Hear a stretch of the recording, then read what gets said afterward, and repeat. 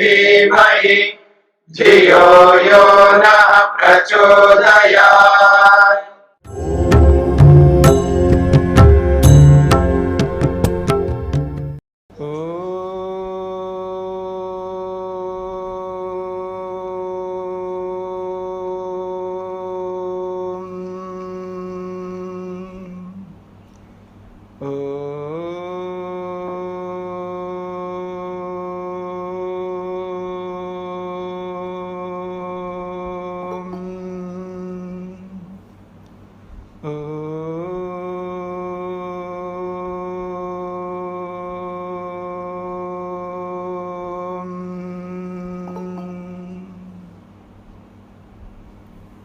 छांदोग्य उपनिषद छठे प्रपाठक में हम आगे 13वें खंड से प्रारंभ करने जा रहे हैं। श्वेतकेतु और उद्दालक आरुणि इन दोनों का संवाद चल रहा है। तत्व को, यथार्थता को, सत्य को, आत्मा को समझाने का प्रयत्न किया जा रहा है। तो 13वें खंड का प्रथम श्लोक है, लवणम एतद् उदके अवधाय अथ मा प्रातः उपसीदथाः इति।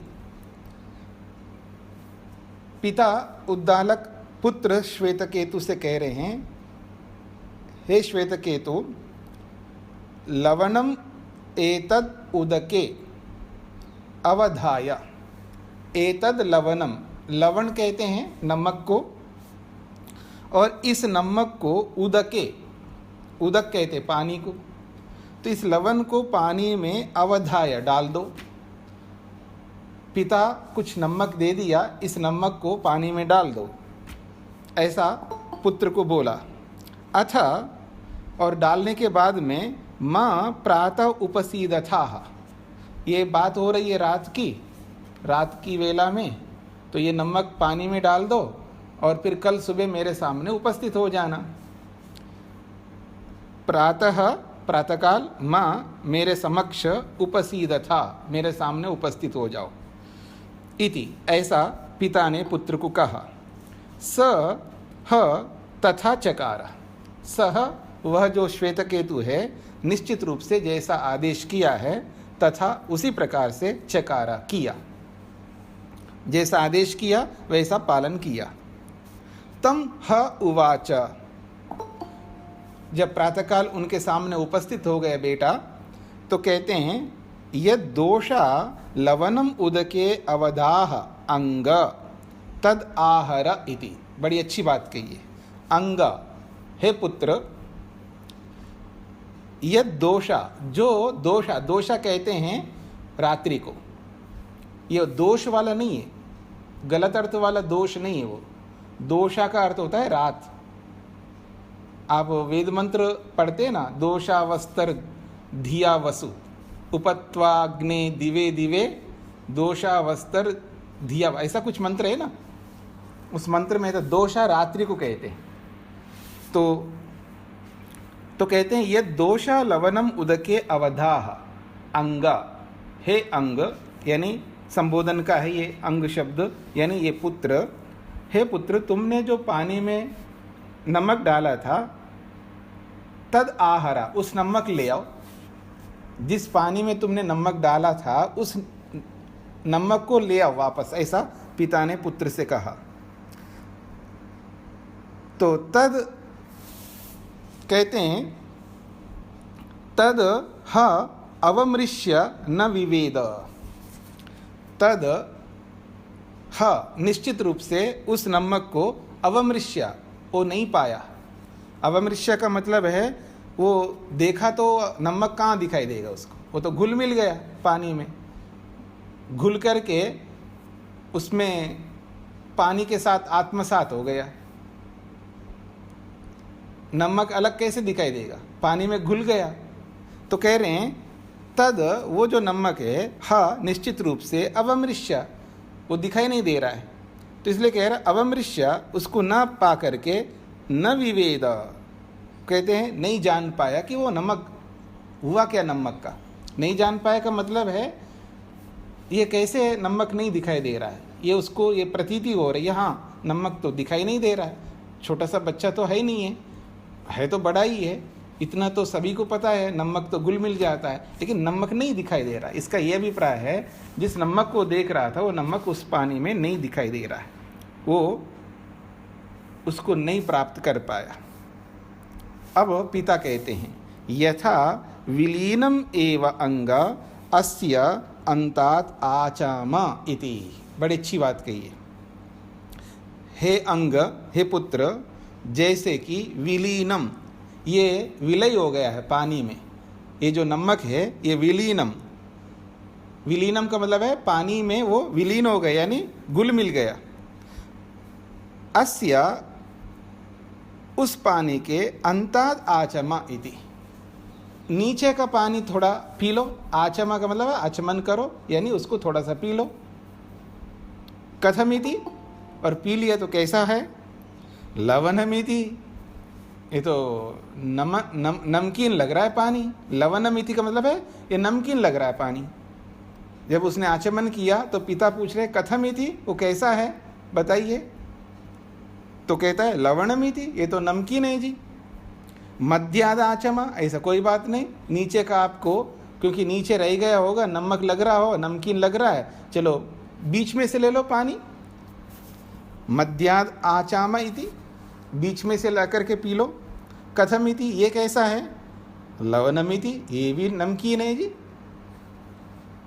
फिर कहा अंतादाचामा इति, अब यह अंत शब्द ऊपर का है, अंत शब्द दोनों के लिए आता है, अंत का मतलब समाप्ति के लिए भी आता है, अंत का मतलब नीचे के लिए भी आता है, और अंत का मतलब ऊपर के लिए भी आता है।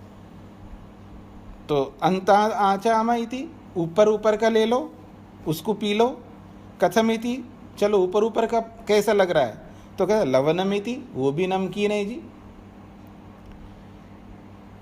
तो कहते हैं लवणम इति अभिप्राश्य एनद अथ माँ उपसीदथा इति, तो कहते हैं अभिप्राश्य एनद, चलो उसको कोई बात नहीं, अभिप्राश्य का मतलब उसको छोड़ दो, ठीक है आपको समझ में आ गया ना, कहीं से भी ले लो, नमकीन नहीं लग रहा है आपको, तो अभिप्राश्य उसको छोड़ दो।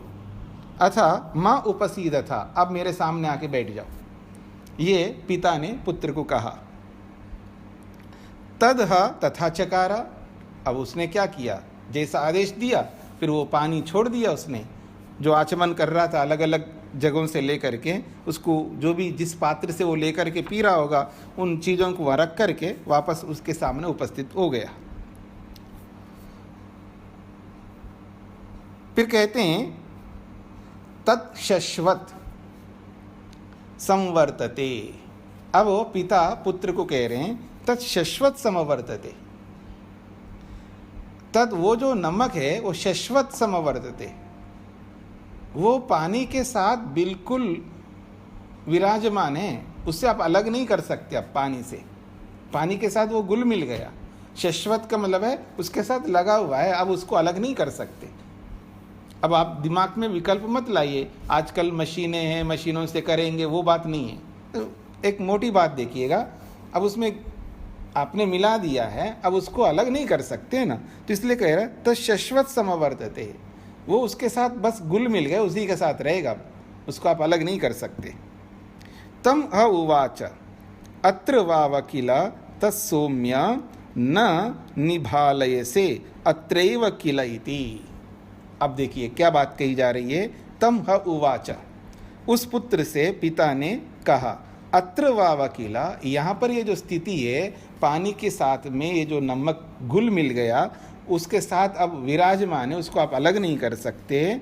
तत्सौम्य, वो जो लवण उसके साथ घुल मिल करके उसी के साथ रहता है, सौम्य न निभालय से, वो आपको अलग से दिखाई नहीं दे रहा है। अत्रैव किल इति, जबकि वो वहाँ है लेकिन उस पानी से भी अलग है, वो पानी में घुल मिल गया, उसको अलग नहीं कर सकते, लेकिन वो पानी से अलग है। हाँ, ये समझ लेना, पकड़ में आ रहा है आप सबको क्या कहना चाह रहे। जैसे मैं बोलता हूँ ना, एक मोटा उदाहरण देता हूँ आपको अक्सर। हाँ जी, अभी तो सर्दी चली गई है, लेकिन आप में से भी आज भी गर्मी में भी कुछ कुछ लोग जो है गर्म पानी से स्नान करते हैं। उनको अभ्यास है जी, बिना गर्म पानी से हम स्नान करते तो गर्म पानी से करते हैं। आप में से भी होंगे कुछ लोग तो गर्म पानी से स्नान करते होंगे। तो पानी गर्म है या पानी गर्म होता है? तो आप कहेंगे नहीं होता है, पानी तो गर्म कैसे होगा, उसका स्वभाव शीतल है तो गर्म कैसे होगा। पर पानी तो गर्म है, अब उसको अलग भी नहीं कर सकते हो। आप कर सकते हो क्या? हाँ जी, आप हंस तो है ही नहीं है जी, पानी को अलग कर देंगे और गर्मी को, हीट को अलग कर देंगे, वो तो उसी के साथ है। पर पानी में रहता हुआ भी या पानी में वो हीट रह करके भी वो अलग है पानी से, क्योंकि उसका सेल अलग है, पानी का सेल अलग है, उसका अवयव अलग है, उसका अवयव अलग है। एक अवयव में दूसरा अवयव एंट्री नहीं कर सकता है। हाँ, जड़ में हो या चेतन में हो, याद रखना, जो भी जिसको भी आप सूक्ष्म से सूक्ष्म कण कहो, चाहे वो रॉ मटेरियल सत्वर स्तंभ को ले लीजिएगा, एक सत्व का कण दूसरे सत्व के कण में एंट्री नहीं कर सकता, याद रखना, भले उसी जाति का हो। और रज का कण और सत्व के कण में प्रवेश नहीं कर सकता। तम का कण न रज में प्रवेश करेगा न सत्व में प्रवेश करेगा, कोई किसी में प्रवेश नहीं करेगा, सब अलग ही रहेंगे। साथ साथ रह करके भी अलग रहेंगे, एक साथ रह करके भी अलग रहेंगे।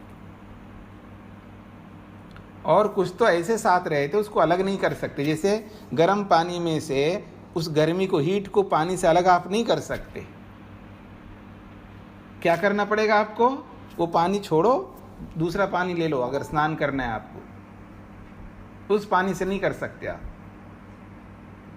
वो उसी के साथ में मिला हुआ है, उसको अलग नहीं कर सकते। ठीक इसी प्रकार से ये जो परमात्मा है, जहाँ कहीं पर भी हम रह रहे हैं, हमारे साथ ही है, हमसे अलग नहीं हो सकता, पर वो हमसे अलग है। तो कह रहे हैं तत्सौम्य न निभालय से, वो दिखाई नहीं दे रहा है। वो नमक जो है पानी के अंदर है, दिखाई नहीं दे रहा है। पर अत्रैव किलयति, पर वो पानी में है, वो आपको नहीं दिखाई दे रहा है। देखिए, वो अलग के रूप में है, पानी से बिल्कुल अलग है, फिर भी दिखाई नहीं दे रहा है। हर किसी को हर किसी चीज़ दिखाई नहीं देती है। देखने की दृष्टि होनी चाहिए, नज़रिया होनी चाहिए। हमारी नज़र कमज़ोर है, उसको देख नहीं पा रहे हम लोग। पर है, पानी में है, लेकिन पानी से अलग है वो। ये दृष्टि लानी है हमको। जब हम किसी व्यक्ति को देखते हैं, चाहे वो पति हो, पत्नी हो, माता हो, पिता हो, गुरु हो, कोई भी हो, जिसको भी हम देखते हैं, उसको देखते ही हमें ये बोध होना चाहिए, ये शरीर है और ये आत्मा है, और दोनों एक साथ में है। शरीर से अलग नहीं कर सकते हम आत्मा को, लेकिन शरीर से अलग है आत्मा। ये फीलिंग आना चाहिए हमको। ये जैसे ही आएगा तो हमारे दुख कम होते जाएंगे। मुख्य बात ये है, आप इसको हम संस्कृत में कहते हैं येन केन प्रकारेण, येन केन प्रकारेण। हिंदी में आप बोलो जिस किसी भी रीति से, जिस किसी भी रीति से हमें वो तत्व समझना है, वो यथार्थता को समझाना है। तत्वमसि, उस तत्व को समझना, यथार्थता को पकड़ना है, फिर दुख समाप्त हो जाएंगे या कम हो जाएंगे। हमें या तो दुख समाप्त करना है, ये नहीं सामर्थ्य तो दुख कम कर दो। दोनों बुद्धिमत्ता है। दुख को समाप्त करना तो बड़ी बुद्धिमत्ता है, लेकिन इतना सामर्थ्य नहीं हमें एकदम दुख को कम कर सके, तो कम से कम तो करें दुख। दुख को जितना भी कम करो उतना ही अच्छा हमारे लिए। ये हमारी खूबियत रहेगी, हमारी कुशलता रहेगी कि हम कितना कम कर पाते हैं। जैसे आदमी, जैसे भारत में लाइन में खड़े रहते हैं और विदेशों में भी लाइन में खड़े रहते हैं, और जो विदेशों में लाइन में खड़े रहते हैं उनको कोई चिंता नहीं था, आराम से खड़े रहते हैं, बिल्कुल शांत होकर के। ऐसा लगता है कि आदमी है या कठपुतली है, और उनको कोई वो परेशानी नहीं होती है, जल्दीपनी नहीं होती है, आराम से है। जब नंबर आएगा तब वो आगे बढ़ता है, नहीं तो बिल्कुल शांत खड़ा रहता है। और यहाँ का आदमी लाइन में खड़ा होता है, ए भगवान, उसको लगता है कि उसकी बस की बात है सामने वाले को हटा करके आगे बढ़े। मतलब उसको तसल्ली नहीं है, धैर्य नहीं है, उसने जीवन में धैर्य सीखा नहीं है यहाँ वाला आदमी, ऐसा लगता है। और कोई कोई तो आगे आके घुस जाता है। मैंने कई बार आपको सुनाया होगा कि बहुत पहले की बात है कि हम लोग एक बहुत बड़े योग का सम्मेलन था, योग सम्मेलन में, और कहीं था, ये भारत में ही था, और सब जगहों से योगी लोग आए थे, बहुत सब योगी, और वहाँ सब इकट्ठे हो गए, सब वहाँ सब सामान्य हो गए, सारे योगी लोग हैं जी, वहाँ विशेष कौन होगा। और भोजन का जैसे समय हुआ है, सब लाइन में खड़े हो गए, हम लोग लाइन में खड़े हो गए भोजन के लिए। और समस्या ये हो गई थी कि उनको अंदाज़ा नहीं था कि इतने योगी लोग आएंगे। हाँ, मतलब उनकी अपेक्षा से ज़्यादा योगी लोग पहुँचे वहाँ पर, और बहुत ज़्यादा भीड़ हो गई। अब लाइन में खड़े हो गए, भोजन की मात्रा कम है और धीरे धीरे नंबर आ रहा है। अब फिर देखना योगियों को क्या स्थिति हो रही, योगी लोगों में गजब की स्थिति, वो नज़ारा। अब उस समय हमारे पास मोबाइल नहीं होते थे ना, अगर आज का ज़माना होता तो मोबाइल से एकदम वीडियो कर सकते, उसको ले सकते थे, आपको दिखा भी सकते, देखो क्या होता है, योगी लोग कैसा कर रहे हैं। उस समय मोबाइल नहीं थे हमारे पास में, हमारे पास नहीं, किसी के पास भी नहीं थे। तो अब हम जहाँ खड़े हैं, मैं थोड़ा सा आगे खड़ा था लाइन में, और आचार्य सत्यजीत जी कुछ लोगों के पीछे फिर वो खड़े थे। तो वो कुछ आए हमें, जैसे वो भी है हम भी है, तो हमारे पीछे वो आकर के बिल्कुल धीरे धीरे करके वो मेरे पीछे खड़े होने लगे, और खड़े हो गए ऐसे बातचीत करते, जैसे चालाकी होती है ना आदमी, जैसे कि हम पहले से लाइन में खड़े हो और धीरे धीरे होकर के लाइन में आ गए। और आचार्य सतीश जी, मैं तो कुछ बोला नहीं है, मैं तो समझ रहा हूँ साक्षी भाव से। तो उन्होंने कहा, हाँ जी, हम लोग लाइन में खड़े हैं और आप अभी आकर के आप ऐसे कैसे खड़े हो गए, आपको पीछे जाना पड़ेगा, ऐसा उन्होंने उनको आराम से बोल करके किया। और उस भोजन के बाद जो अगला सत्र था, उस सत्र में वो उन्हीं का प्रवचन था, और उनका नाम लिया बहुत बड़े ढंग से और बड़े बड़े विशेषण लगा करके। हमने सोचा कि अच्छा यही लोग थे योगी, अच्छा है, बहुत अच्छी बात है।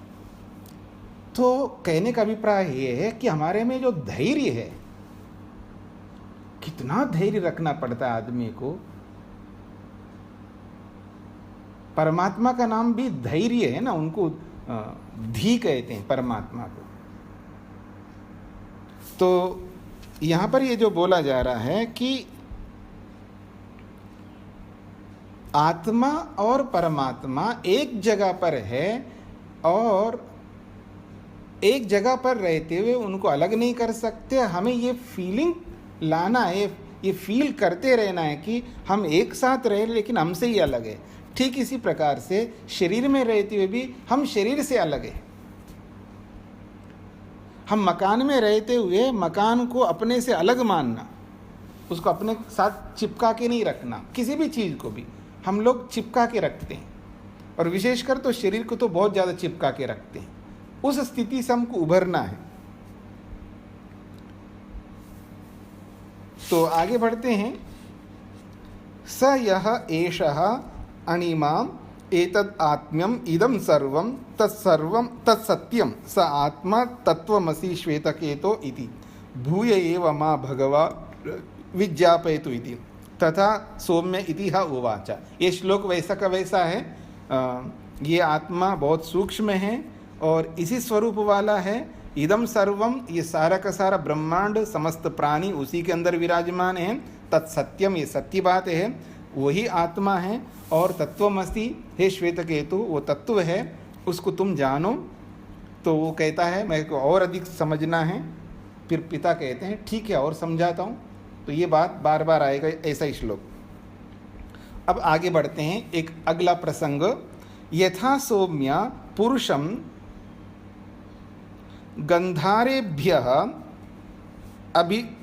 अभिनद्धाक्षम आनीय तम ततः अतिजने विसृजेत सह यथा तत्र प्रांग वा उदंग वा अदरांग वा प्रत्यंग वा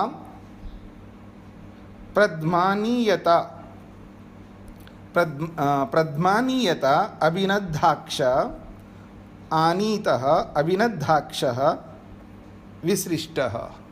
बड़ा अच्छा उदाहरण दिया जा रहा है। यथा सौम्य, हे सौम्य, हे श्वेतकेतु, जैसे कि पुरुषम, एक ऐसा व्यक्ति को जो कि गंधारेभ्य, जो कि गंधार देश है, गांधार देश भी बोलते, गंधार भी कहते हैं। आजकल कंधार जो बना हुआ है, ये जो पाकिस्तान के अगल बगल में है ना,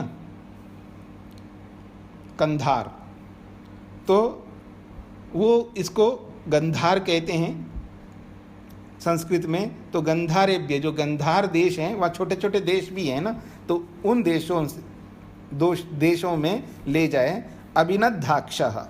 और उसको कैसे ले जाए? अभिनद्धाक्ष, अक्ष कहते हैं आँख को, और अभिनद्ध कहते हैं मतलब बंद आँखों वाले को, यानी उसके आँखों में पट्टी बांध दो। अभिनद्धाक्ष मतलब है आँखों में पट्टी बांध करके उस गंधार देशों में वहाँ पर ले जाइए। आनीय, वहाँ ले आओ।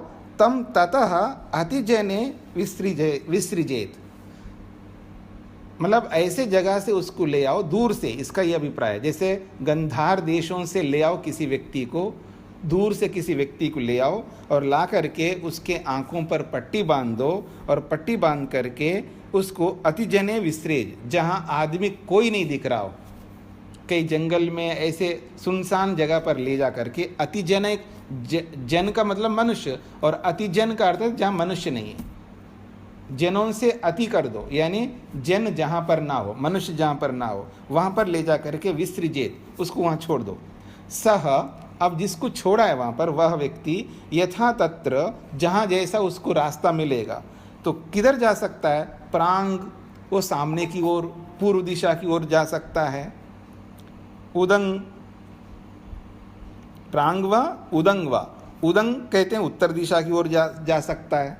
अदरंग, अदरंग कहते हैं दक्षिण दिशा की ओर जा सकता है, अथवा प्रत्यंग पश्चिम दिशा की ओर जा सकता है। तो किसी न किसी दिशा में जाएगा ना, उसको तो दिख नहीं रहा है, आंखें बंद है उसको, और उसको निर्जन, जहाँ जन नहीं है, जहाँ कोई व्यक्ति नहीं है, सुनसान जगह पर जंगल में ले जा कर उसको छोड़ दो, तो वो किसी न किसी दिशा में जाएगा। वो बात यहाँ पर बताई जा रही है कि वो चाहे प्रांग का मतलब पूर्व की ओर, हाँ, उदंग उत्तर की ओर, अधरंग दक्षिण की ओर, प्रत्यंग पश्चिम की ओर, कहीं ना कहीं वो जाता रहेगा। और प्रद्मानीयता, फिर उसको डर लग रहा है। प्रद्मानीयता का मतलब उसको डर लग रहा है, भय लग रहा है, वो रो रहा है, चिल्ला रहा है। तो प्रद्मानीयता का अर्थ होता है वैसे चिल्लाना, रोना, और वास्तव में डर लग रहा है उस आदमी को। तो प्रद्मानीयता क्यों? अभिनद्धाक्षः, क्योंकि बंद आँखों वाला है। अभिनद्धाक्षः बंद आँखों वाला है। तो ऐसे व्यक्ति को आनीता, क्योंकि ऐसे बंद आँखों वाले को हम ला करके वहाँ पर छोड़ दिया है, इसलिए वो चिल्ला रहा है, रो रहा है। अभिनद्धाक्षः विसृष्टा, बंद आँखों वाले को ला करके वहाँ जंगल में छोड़ दो, फिर वो इधर उधर भटकता रहेगा, परेशान होता रहेगा, रोता रहेगा। यहाँ तक बात कही है। इसका क्या सार है, थोड़ा समझने का प्रयत्न करते हैं अगले श्लोक को पढ़ करके। तस्य यथा अभिनहनम प्रमुच्य प्रब्रूयाद एताम दिशम गंधाराः एताम दिशम व्रजयति। अब वो परेशान हो रहा है, दुखी हो रहा है, रो रहा है, चिल्ला रहा है, डर लग रहा है उसको। तो क्या करो? तस्य, उस व्यक्ति के, यथा अभिनहनम, अभिनहनम का मतलब है, नहन कहते हैं आँखों को। अब अभिनहनम, उसके पट्टे को, उस जो बंधा हुआ है, उसकी आंखें में जो भी रस्सी आदि जो भी बंधा हुआ है कपड़ा, उसको प्रमुच्य हटा दीजिएगा, उसके डर को हटा दो। वो जो पट्टी बंधी हुई है ना, वही डर है उसके लिए।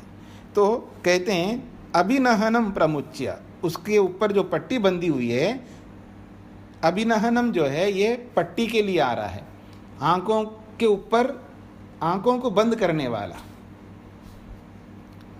नहन कहते हैं आंखें, और अभिनहन कहते हैं आंखों पर कुछ आया है परत जैसा, यानी पट्टी जैसे कपड़े बांध दिया, तो उसको प्रमुच्य, उसको हटा दीजिएगा। फिर हटा करके प्रब्रूयात, उसको बोलो, एताम दिशम गंधाराः, हाँ जी, इस दिशा की ओर गंधार देश है। एताम दिशम प्रव्रज, इस दिशा की ओर जाओ, तो अब चला जाएगा, क्योंकि आंखें हैं, उसको दिखाई दे रहा है अब।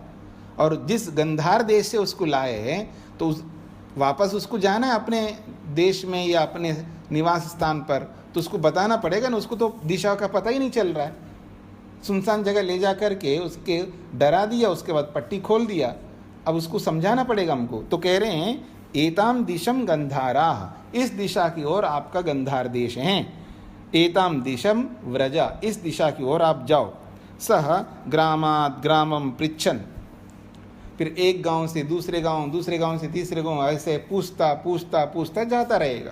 तो इसलिए कहे सह, वो व्यक्ति, ग्रामात् ग्रामम पृच्छन्, एक गांव से एक गांव में पहुँचता पहुँचता पूछता जाता है। पंडितः मेधावी, अब वो पंडित बन गया, उसको आंखें मिल गए ना। पहले तो डर रहा था, परेशान हो रहा था, दुखी हो रहा था, मूर्ख बन रहा था, अब वो पंडित बन गया, समझदार बन गया, मेधावी बन गया, अपनी बुद्धि का प्रयोग कर रहा है। गंधाराम, गंधारान एव उपसंपद्येत, वो निश्चित रूप से अपने गंधार देश को वो प्राप्त होगा, क्योंकि पंडित हो गया, मेधावी हो गया, पूछते पूछते जाएगा और वह अपने गंतव्य स्थान पर पहुंच जाएगा। उपसंपद्येत एवं एवा, ठीक इसी प्रकार से, इह आचार्यवान पुरुषो वेदः, इह यहाँ पर भी, हमारे प्रसंग में भी, आचार्यवान पुरुषः वेदः, यहाँ हम जो है आचार्यवान पुरुष होंगे, यानी आचार्य वाला पुरुष। जैसे मातृमान पितृमान आचार्यवान पुरुषो वेदः, तो यहाँ पर प्रसंग तो आचार्य का है, पिता पुत्र का है, अथवा आचार्य शिष्य का है। तो यह यहाँ पर भी आचार्यवान पुरुषः, हम लोग भी आचार्यवान बनेंगे। अर्थात हम डरे हुए हैं, परेशान हो रहे हैं, हम दुखी हो रहे हैं, कभी ये दुख, कभी वो दुख, कभी ये समस्या, कभी वो मुसीबत, कभी ये मुसीबत, दुनिया भर के दुखों में घिरे हुए हैं हम लोग। और आध्यात्मिक दुखों में तो बहुत ज़्यादा हम विराजमान होते हैं, परेशान होते रहते हैं आध्यात्मिक दुखों से। तो हमारी आंखों पर पट्टी बंधी हुई है, अविद्या रूपी पट्टी। वो पट्टी बांध करके हम परेशान होते जा रहे, दुखी होते जा रहे, इधर उधर भटकते जा रहे। जैसे वो आदमी जो आंखों पर उसकी आंखों पर पट्टी बांध करके दूर देश से उसको ला करके जंगल में छोड़ दिया, ठीक है ना, अब वो दिखाई नहीं दे रहा है, इधर उधर भटकता जा रहा है, और रो भी रहा है, चिल्ला भी रहा है, दुखी हो रहा है। वही स्थिति हम सबकी है, बस केवल हमारी आंखें खुली है, लेकिन खुली आंखों पर भी पट्टी बंधी हुई हमारी, अविद्या रूपी पट्टी। इसलिए हम रो रहे हैं, चिल्ला रहे हैं। हाँ, ये अलग बात है, कोई जैसे छोटा बच्चा होता है वो तो वाणी से रोता है, और हम बड़े बच्चे हैं, ठीक है जी, हम मन से रोते हैं, ठीक है जी, या कुछ वचन बोल करके रोते हैं। रोना भी अलग अलग प्रकार का होता है जी, कमाल है, आदमी क्या रोता है, अलग अलग आदमी बहुत प्रकार से रोते हैं। मतलब कोई आंसू निकाल के रोते हैं, कोई बोल करके रोते हैं। आपने वो सीरियलों में, पिक्चरों में देखा ना, जो दिखाते हैं रोने का प्रसंग दिखाते, कैसे कैसे रोते हैं। नाटकों में भी दिखाते हैं किस तरह का रोते हैं। और सुना है मुंबई जैसे बड़े बड़े मेट्रो सिटीज़ में अब कौन रोने वाले तो है नहीं, रोने वाले को भी हायर करते हैं, ऐसे सुना है, देखा नहीं है मैंने। आप लोगों को पता हो तो मेरे को बता देना, सही स्टैंप लगा दूं, हाँ वास्तव में ऐसे ही होता है। अब आपके यहाँ कोई रोने वाले नहीं है तो भाई किसी एजेंसी को फ़ोन करके बुला लो उसको, वो रोएंगे आपके लिए। तो कहने का अभिप्राय है ये जो रोना अलग अलग प्रकार का होता है। तो ऐसे ही हमारी आँखों पे, हमारी इंद्रियों पर, हमारा जो भी ज्ञान का जो भी स्रोत है हमारे अंदर, जिनके कारण से हम जी रहे हैं, चल रहे होते हैं, उस पर पट्टी बंधी हुई, अविद्या रूपी पट्टी। इसलिए हम रोते जा रहे हैं। जैसे ही हमको सहारा मिल जाता है, पट्टी खुल जाती है, आंखों में बंधी हुई जो पट्टी है वो खुल जाती है, फिर वो रास्ता दिखाने वाला आ जाता है, तब वो आचार्यवान पुरुषः, वो वास्तव में आचार्यवान होता है, मतलब उसको रास्ता दिखा रहा होता है, फिर वो रास्ते पे चल रहा होता है। तावदेव चिरम यावत न विमोक्षे, देखो कितनी बड़ी बात कही है। बस जब वो आचार्यवान पुरुष बन जाएगा, अर्थात आचार्य के अनुसरण करने वाला, जैसे मातृमान का माता वाला, माता वाला समझते क्या होता है? माता जो कहती है, ये माता का जो उपदेश है, माता की जो भी शिक्षा है, उसका जब अनुकरण करता है व्यक्ति, माता के अनुरूप चलता है, तो उसको कहते हैं मातृमान। जब पिता के अनुरूप चलता है उसको कहते हैं मातृमान पितृवान, और जब आचार्य के अनुरूप चलता है तो आचार्यवान। तो मातृमान, पितृमान, आचार्यवान। पुरुषः वेदः, यानी जो माता वाला पुरुष होता है, पिता वाला पुरुष होता है, आचार्य वाला पुरुष होता है, वास्तव में वो वेदा, वही यथार्थ रूप में जानकार है, वही ठीक प्रकार से जी सकता है। तो कहते हैं जब आचार्यवान पुरुष बन जाता है, आचार्य वाला, आचार्य के आदेश के अनुसार वो जब चलने लगता है, तस्य तावदेव चिरम, उसके लिए बस उतना ही समय बचा हुआ है, यावत न विमोक्षे, जब तक शरीर नहीं छूटता है ना, तब तक ही वो शरीर में रह रहा है। जैसे शरीर छूटा मुक्ति में चला जाएगा। अथ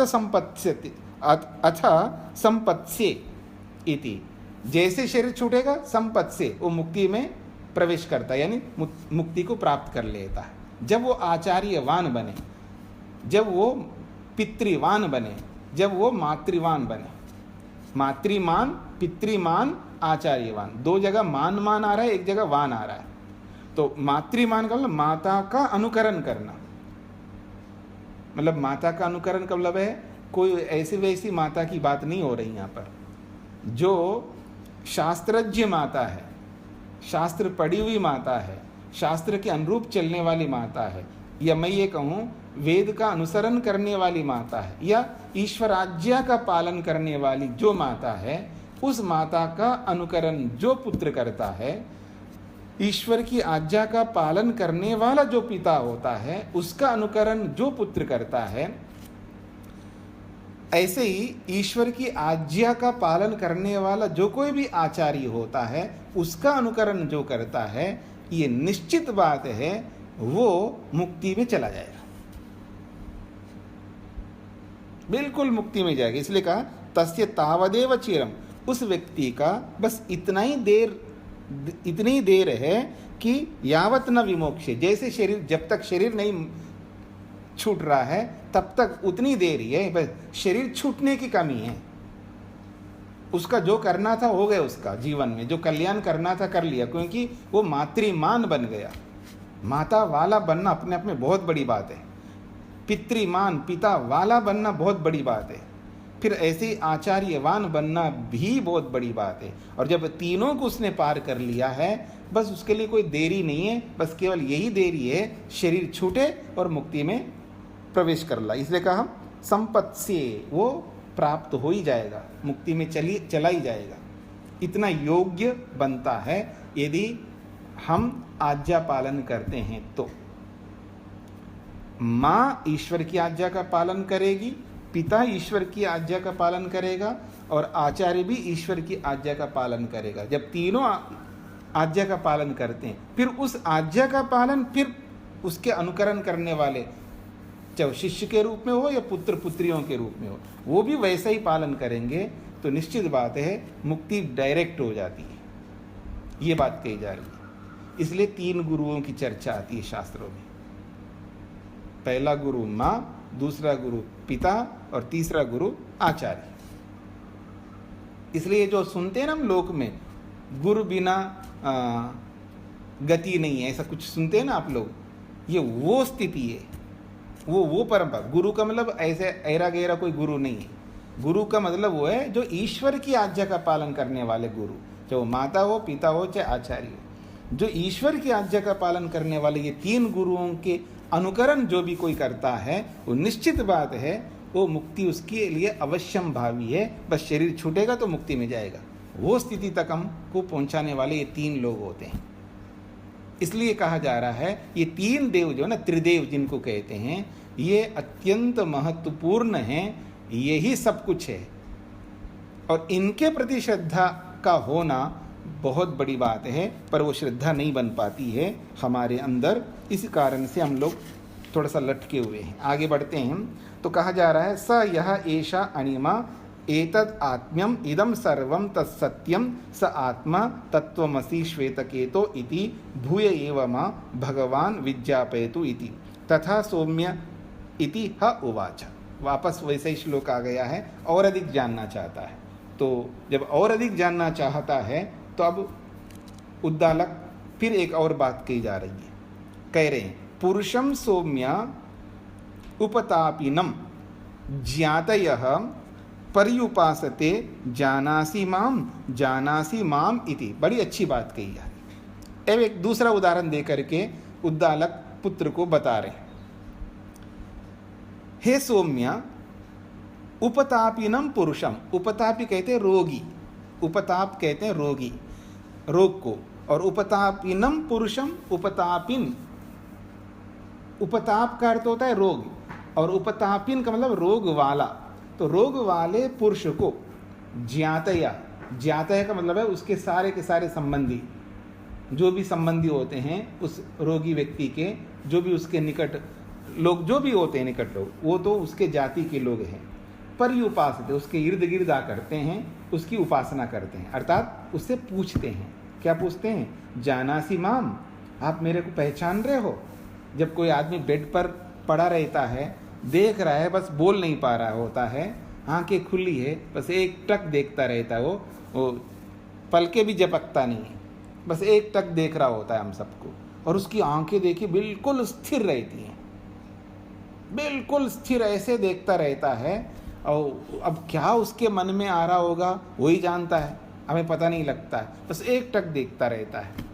और जब आप निकट के लोग ये जाकर के पूछते हैं, आप मेरे को पहचानते हो, आप मेरे को पहचान रहे हो, ऐसा कुछ हम लोग पूछते रहते हैं। वही बात कह रहे हैं कि उपतापिनम पुरुषम, रोगी पुरुष को देख करके ज्ञातयः, उसके जाति, उसके संबंधी जो भी लोग हैं, पर्युपासते, उसके इर्द गिर्द जा कर के, चाहे वो हॉस्पिटल में हो चाहे घर पे हो, तो जानासी माम, आप मेरे को पहचान रहे हो, जानासी माम, आप मेरे को पहचान रहे हो, ऐसा पूछते रहते। तो कह रहे हैं तस्य यावत न वांग मनसी संपद्यते, मन प्राणे प्राण तेजसी तेजः परस्याम देवतायाम तावत जानाति। बड़ी अच्छी बात कही है। तो कह रहे हैं तस्य, उस व्यक्ति का, यावत न वांग मनसी, तो उस व्यक्ति की वाणी जब तक उसके पास विराजमान होती है, अर्थात वो बोल सकता है, थोड़ा बहुत बोल सकता है, जब तक उसकी वाणी जो है मन में जाकर के मिलती नहीं है, और मन जो है प्राण में जाकर के नहीं मिलता, और प्राण तेज में जाकर के नहीं मिलता, और तेज जो है परमात्मा में जाकर के नहीं मिलता, जब तक ये सब परमात्मा में जाकर के नहीं मिलते तब तक जानाति, वो सब आपको पहचानता है। वो मतलब कुछ ना कुछ कहेगा, और मेडिकल की भाषा में फिर वो उसको, जब वो बोल नहीं पा रहा होता है तो उसको संकेत किया जाता है, हाँ जी, हाँ जी, आप मेरे को पहचानते हो, तो एक उंगली उठाना, तो एक उंगली उठाएगा वो। आपको भूख लग रही है तो बोलो, तो दो उंगली उठाना, तो दो उंगली उठाएगा वो। मतलब वो जो अब कुछ ना कुछ संकेत करना पड़ता है ना, वो कुछ बोल नहीं पा रहा, वाणी तो चल नहीं पा रही है, तो फिर संकेतों से काम चल रहा है। आपको नहीं खाना है तो उंगली को ऐसे ऐसे करना, तो कुछ ना कुछ संकेत करवाते हैं, तो फिर उस संकेतों से काम चलाते रहते हैं। तो जब तक उसकी वाणी मन में, मन जो है प्राण में, और प्राण तेज में, और तेज परमात्मा में जाकर के नहीं मिलते, यानी परमात्मा के अधिकार में नहीं जाते, तब तक जानाते, वो सब को आपको पहचानता रहता है, पहचानता है आदमी, हाँ। और जब उसमें चले जाएं तब मुश्किल हो जाएगा। तो कह रहे हैं अथ यदा अस्य वांग मनसि संपद्यते, मनः प्राणे, प्राणः तेजसि, तेज परस्याम देवतायाम अथ न जानाति।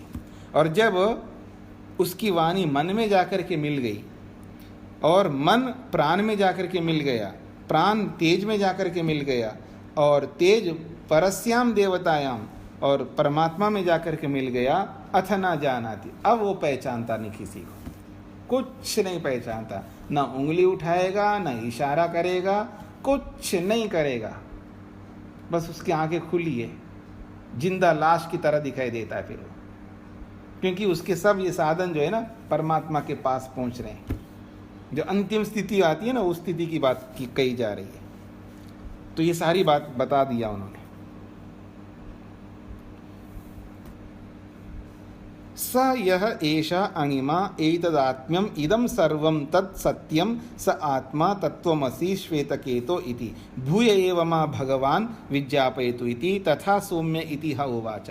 इतनी सारी बातें बताने के बाद फिर वो कह रहा है और बताइए,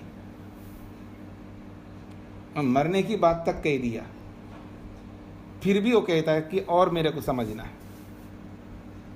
तो कहते हैं पुरुषम सौम्य इतः अस्तगृहीतम आनयन्ति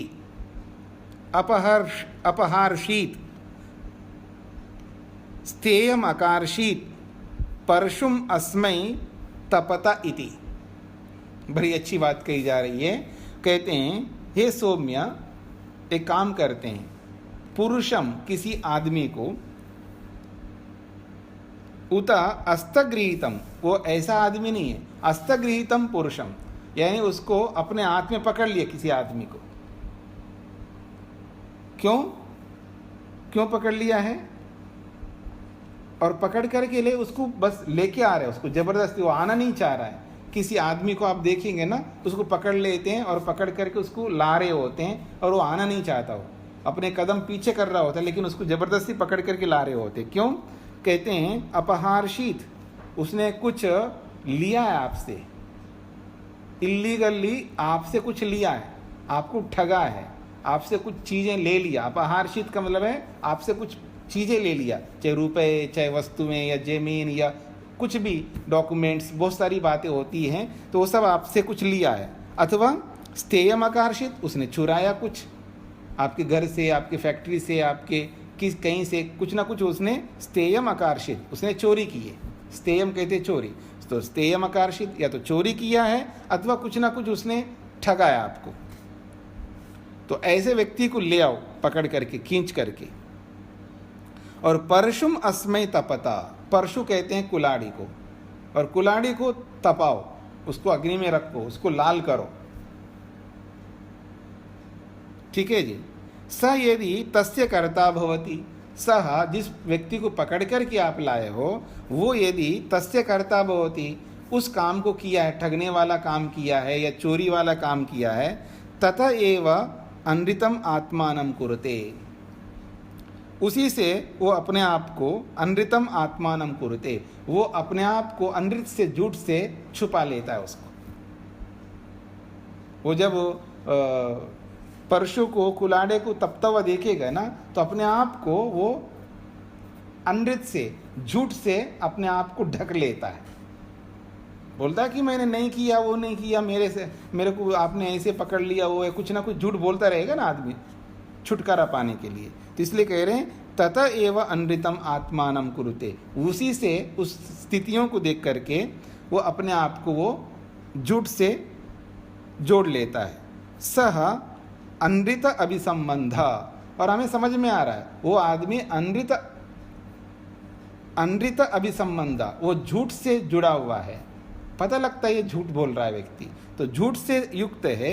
अनृतेन आत्मानं, अनृत अभिसंबंध, अनृतेन आत्मानं अंतर्धाय परशुम तप्तम प्रतिगृह्णाति।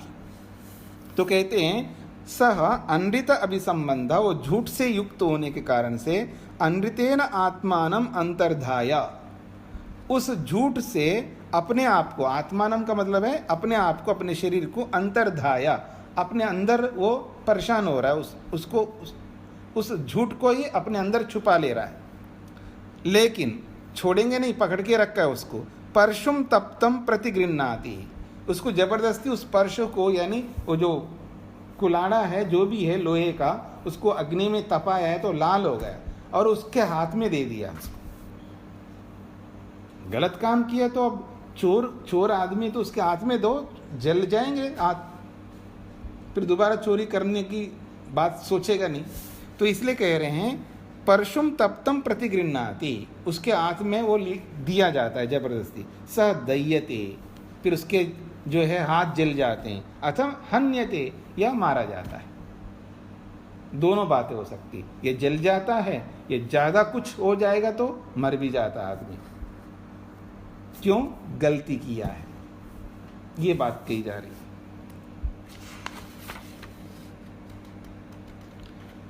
तो कुछ समझ में आ रहा है ये सारी बातें क्यों बताई जा रही है? आपने सुना है ना वो कहानियों में, कथाओं में, एक नरक होता है और उसमें कढ़ाई होती है, उसमें तेल गर्म हो रहा होता है, उसमें तलते रहते हैं। हाँ, तो आपको तलने का काम चल रहा है यहाँ पर आपको मतलब है हम सबको। तो अथ यदि तस्य अकर्ता भवति, यदि वो उस चोरी को नहीं किया होता है, ततएव सत्यम आत्मानं कुरुते, क्योंकि उसने चोरी किया नहीं, कोई गलत काम नहीं है, उसको गलती से पकड़ लिया है, तो कह रहे हैं ततएव सत्यम आत्मानं कुरुते। उन सब स्थितियों को देख करके अपने आप को सत्य से जोड़ लेता है वो व्यक्ति, क्योंकि उसने कोई गलती नहीं किया है। सह सत्याभिसंध, वो सत्य से जुड़ा हुआ है। सत्य अभिसंध, वो सत्य से युक्त है। सत्येन आत्मानं अंतर्धाय, वो सत्य से अपने आप को जोड़ देता है, अपने अंदर सत्य को बिठा लेता है।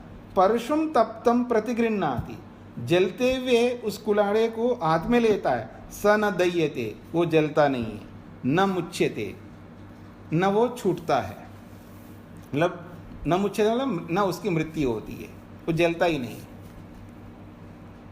अब वो ये तो कहने वाली बात है, इससे ये कहना चाहते हैं जो सत्य, जिसके पास सत्य है, तो सत्यता से जब अपनी बातों को सामने रखता है तो उसको वो कुलाड़ा उसके हाथ में नहीं देंगे, वो लाल वाला कुलाड़ा नहीं देंगे उसके हाथ में। लाल दिखने वाला लगेगा, ये लाल हो गया है आग में, लेकिन लाल दिखने वाला कुलाड़ा देंगे। ये न्यायाधीश जो भी वहाँ पर निर्णय करने वाले होते हैं, वो उनके हाथ में होता है। देखने को तो वो जलता हुआ लाल सा दिखाई देता है, गर्म हुआ है, लेकिन वो गर्म नहीं होता। पता लगता है कि ये आदमी सच्चा आदमी है। जो भी जलील कह रहा हूँ, जो भी उससे प्रश्न करेंगे, उससे जो उगलवाएंगे, उससे पूछेंगे प्रश्न करके, पता लगता है सत्य बोलने वाला व्यक्ति है। तो जब उसको कुल्हाड़ा हाथ में देंगे, वो पहले से ही गर्म नहीं है, तो इसलिए उसके हाथ में देंगे तो वो जलेगा नहीं। इसलिए कहा जा रहा है परशुम तप्तम प्रतिगृह्णाति, तपे हुए परशु को तो हाथ में ले रहा है, यानी दिखता तो ऐसा है कि मानो वो तपता हुआ है, लेकिन स न दह्यते, वो उसको जलाता नहीं है, और न मुच्यते, और न वो जीवन से अलग होता है, जीवन में रह गया, नहीं मरता नहीं है। इसका ये अभिप्राय है। कहने का अभिप्राय है कि सत्य बोलने वाला हमेशा ही सत्यता से युक्त होकर के उसको कोई डर नहीं लगता है, और उसको जो भी पूछो सटीक उत्तर देता है, और वो उस दुख से, उस दंड से बच जाता है। और जो गलत करता है और वो कितना ही प्रयत्न करें, उसको दंड अवश्य मिलता है ईश्वर की ओर से। दो मैसेज दिया जा रहा है कि एक तो गलत कर्म करने पर उसको दुख अवश्य मिलेगा, पाप कर्म करने पर, अशुद्ध कर्म करने पर, मिथ्या करने पर, अन्याय करने पर, या जो कोई भी, जिसको आप पाप कहते हैं एक शब्द में, तो जो कोई भी जितना भी पाप करेगा तो उसको निश्चित रूप से ईश्वर की ओर से दंड अवश्यमेव मिलेगा, उससे छूट नहीं सकता। और जो भी पुण्य करता है उसको दुख बिल्कुल नहीं मिलेगा, अवश्य ही नहीं मिलेगा उसको। ये इसका मुख्य इसका अभिप्राय है यहाँ पर ऐसा कहने का। स यथा तत्र न अदयेत एतद आत्म्यम इदम सर्वम तत्सत्यम स आत्मा तत्वमसि श्वेतकेता इति। तो कहते हैं स यथा तत्र न अदयेत, क्योंकि वो व्यक्ति सत्य से युक्त है इसलिए वो व्यक्ति न अदयेत, वो जला नहीं, न उसने उसको जलाया, क्योंकि वो जलाने वाला था ही नहीं वो कुलाड़ा परशु। तत्र न अदायेत तत् एतद आत्म्यम, और इसी स्वरूप वाला है वो, न जलाने का स्वरूप वाला है वो, वास्तव में गर्म नहीं है लेकिन दिखता गर्म सा। और इदम सर्वम, और ये सारा का सारा जो सत्य से युक्त व्यक्ति है या सत्य से युक्त प्राणी है वो सब कुछ उसी परमात्मा में विद्यमान है। तत्सत्यम, ये यथार्थता है। स आत्मा, वही आत्मा परमात्मा है। तत्वमसि श्वेतकेता, तुम उस तत्व परमात्मा को जान लो, समझ लो, अथवा तुम भी उस जैसा हो, ऐसा पिता उनको कहते हैं। तद ह अस्य विजज्जौ इति, विजज्जौ इति, हाँ उस बात को उस पुत्र ने समझ लिया है यहाँ पर यथार्थता को, कि अंत में जाकर के वो इस बात को समझ लिया है कि इन सब बातों का सार ये है कि पुण्य और पाप, ये दो बात आ गए सार के रूप में। अगर मैं किसी भी रीति से पाप करूँगा तो परमात्मा के दंड से बच नहीं सकता, और किसी भी प्रकार का पुण्य करूँगा तो सुख मेरे को अवश्य मिलेगा, यानी दुखी नहीं होऊंगा।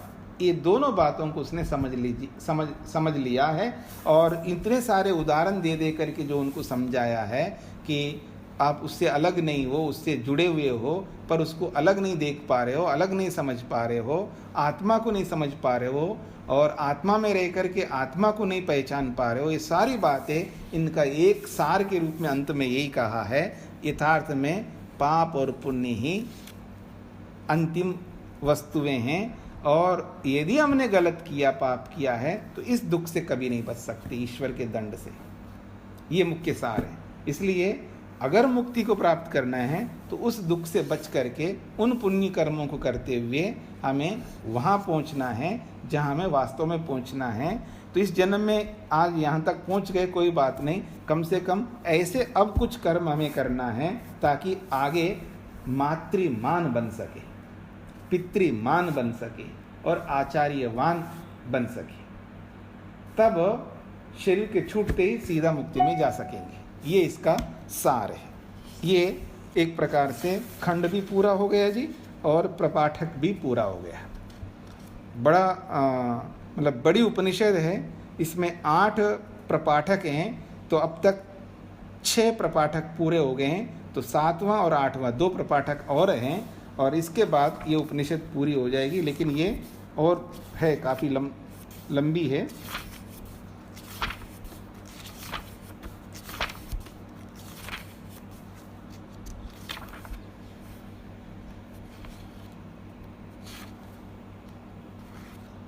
हाँ, तो पृष्ठ संख्या के रूप में मेरी पुस्तक में 568 तक हो चुका है लगभग, तो आगे 646 लगभग 80 पेज के आसपास बचे हुए हैं। छांदोग्य उपनिषद के 2 प्रपाठक बचे हुए हैं, तो इसके बाद फिर बृहदारण्यक उपनिषद प्रारंभ होगी। हाँ जी, किसी कुछ पूछना है तो पूछ सकते हैं। नमस्ते स्वामी जी। नमस्ते जी। ये थोड़ा सा जिस चीज का नहीं है, मगर तैत्तिरीय उपनिषद में और यहाँ पर भी आपने कहा है कि मातृदेवो भव, पितृदेवो भव, आचार्य देवो भव जी। तो ये 4 देवता है ना, तो फिर देवता माने देने वाला, और उसमें तैत्तिरीय उपनिषद में जो गुरु है वो शिष्य को बताते हैं कि सबको हमेशा अच्छे से देखना चाहिए, वो सब बताते हैं जी। तो फिर ये अतिथि कैसे देने वाला है स्वामी जी?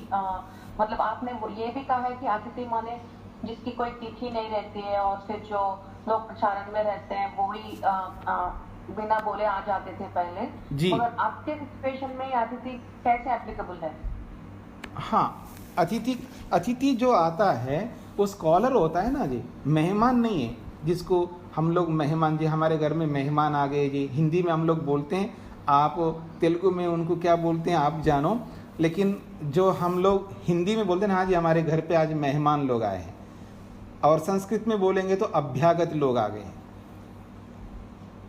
और अतिथि वास्तव में उन्हीं को कहते हैं जिनकी कोई तिथि निश्चित नहीं होती है और अचानक आ जाते हैं। तो जो अचानक आने वाले वो सब स्कॉलर्स होंगे, विद्वान होंगे, अलग अलग विशेषज्ञ होंगे विद्या के। और वो जब हमारे घर में आते हैं तो वो उनको हम सारे जो भी उनकी आवश्यकता है उसका प्रबंध हम लोग करते हैं, चाहे खाना हो, सोना हो, और जो भी चीज़ें चाहिए उनको आवश्यकता है उसकी पूर्ति करते हैं। फिर वो हमें शिक्षा देते हैं, ज्ञान देते हैं, विवेक देते हैं, वैराग्य तक पहुंचाते हैं। अतिथियों से बहुत बड़ी शिक्षा मिलती है। और इसलिए घर में जब कोई ना कोई अतिथि आता है तो आदमी सावधान रहते हैं। नहीं तो कोई वैसे भी कोई घर में नहीं है ना, बाहर का कोई आदमी, तो आप अपने ढंग से रहेंगे। कोई आएगा थोड़ा अलर्ट हो जाते नहीं होते, आप सावधान होते नहीं होते। ऐसे कुछ भी आप लड़ाई नहीं कर सकते आप मेरे सामने, क्यों जी?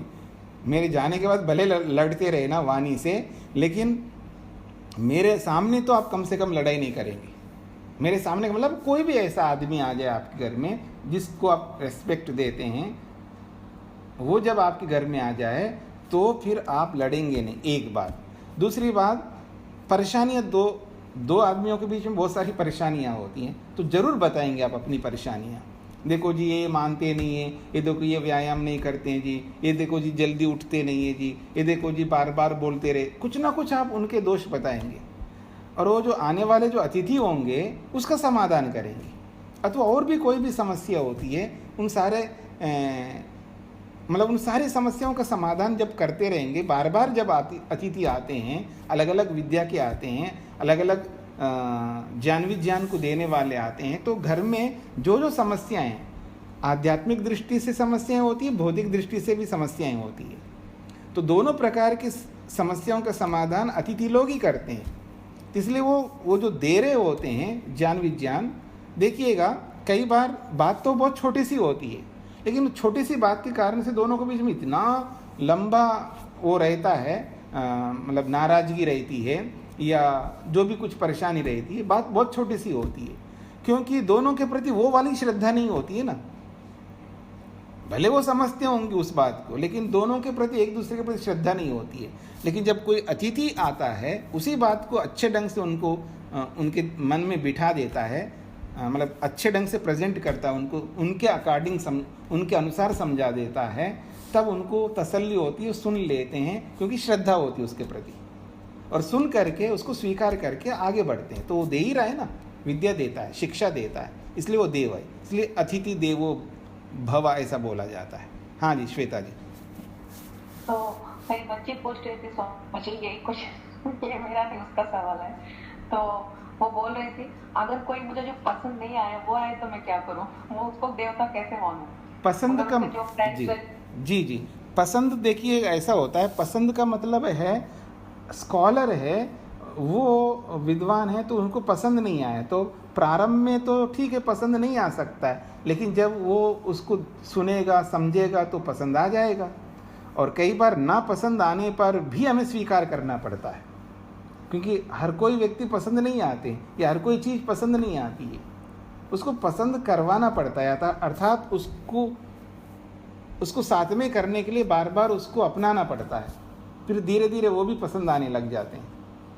बच्चों को, आजकल के बच्चों को कहाँ पसंद आएंगे, नहीं आएंगे, उनके पसंद अलग प्रकार के होते हैं, और हम उनके सब पसंदों को हटाने वाले होते हैं, कैसे पसंद आएगा उनको? लेकिन धीरे धीरे जब उनके साथ जुड़ेंगे तो फिर जरूर पसंद आ जाएगा। हाँ जी, तो हाँ मतलब ऐसा एकदम अचानक पसंद नहीं आएगा व्यक्ति, नया आदमी, और क्योंकि आजकल जिस माहौल में हम लोग रहते हैं, इस माहौल में ये सारी समस्याएं जरूर आएंगी, लेकिन हम वैदिक माहौल में अगर हम अपने आप को ले जा करके देखें, फिर सबको पसंद आएगा, क्योंकि माहौल ही इसी प्रकार का होता है। जैसे जिस माहौल में आज रहते हैं और इसी माहौल के लोग जब आते हैं आपके यहाँ तो उनको पसंद आता है ना, आता ही है उनके अनुसार। अब जो बच्चे जो करना चाह रहे हैं उसको करने वाले बच्चे और बाहर से आ गए तो उनको तो सोने में सुहागा हो गए उनके, तो उनके अकॉर्डिंग उनके अनुसार वो मिल गए बच्चे। तो ऐसे ही जिस माहौल में आज रहे थे उसी माहौल के लोग आते हैं तो उनको पसंद आ रहा है। और हम अचानक ऐसे माहौल में मेरे जैसे अजनबी आदमी को खड़ा कर दो, सबसे पहले मेरा ड्रेस ही इस तरह का होता है, वो आज के छोटे छोटे बच्चों को लगता है ये कौन सा आदमी आया, ये कैसे कपड़ा पहना हुआ है, अब उसको अजीब सा लगता है। लेकिन धीरे धीरे धीरे धीरे पसंद आए ना आए, लेकिन धीरे धीरे तो उनको देख देख करके कुछ बच्चे तो रोने लगते हैं हमको देख करके थोड़ा छोटे से बच्चे होते हैं तो वो थोड़ा रोने लगते हैं, ये कौन आ गया अजनबी आदमी। हाँ जी, मेरी क्लास चल रही है। कौन है? हाँ जी, हाँ जी, रुक जाइए, थोड़ा रुक जाइए, मैं क्लास समाप्त करता हूँ। हाँ जी, तो इस दृष्टि से पसंद जो होता है, पसंद नापसंद वो परिस्थिति के अनुसार होता है। उस परिस्थिति को हमको धीरे धीरे चेंज करना पड़ेगा, तो फिर बाद में जाकर के उनको भी पसंद आएगा। जी ठीक है स्वामी जी। जी। और यहाँ इस पेतक हेतु को कहा ना उनके पिताजी की तुमको श्रद्धा नहीं है, तुमको श्रद्धा आना चाहिए। अगर श्रद्धा नहीं है तो वो और बताइए बोल के पूछते नहीं थे ना स्वामी जी, ऐसा क्यों कहा कि श्रद्धा नहीं है, श्रद्धा लगाओ। तो देखिए, श्रद्धा जो है एक होता 100% और परसेंटेज की कमी होती है ना। श्रद्धा नहीं का मतलब ये नहीं कहा जा रहा है कि आप में 1% भी श्रद्धा नहीं है। श्रद्धा तो है, लेकिन जितनी होनी चाहिए उतनी श्रद्धा नहीं है। उस श्रद्धा को धीरे धीरे हम बढ़ाते हैं। जैसे जैसे हमारा विश्वास बढ़ता है, चाहे माता के प्रति, पिता के प्रति, आचार्य के प्रति, पड़ोसी के प्रति, मित्र के प्रति, जिसके साथ भी हम जुड़े हुए रहते हैं उनके प्रति एकदम 100% हमारी श्रद्धा नहीं होती है, किसी की भी नहीं होती है। तो जैसे जैसे हमारे को परिचय बढ़ता है, जैसे जैसे उनके बारे में हमको पता लगता है, तब धीरे धीरे श्रद्धा बढ़ती जाएगी। तो वो यहाँ पर भी प्रसंग में भी वही है कि श्रद्धा नहीं का मतलब है उसकी श्रद्धा कम है, और श्रद्धा बढ़ानी और श्रद्धा बढ़ानी, इसलिए वो बार बार पूछता जा रहा है ना। अजनबी आदमी हमें कुछ भी बता दे, अच्छी बात भी बता दे, तो हमारे में भी श्रद्धा नहीं बनेगी जब तक उसका इन्वेस्टिगेशन करके हम समझ नहीं लेंगे।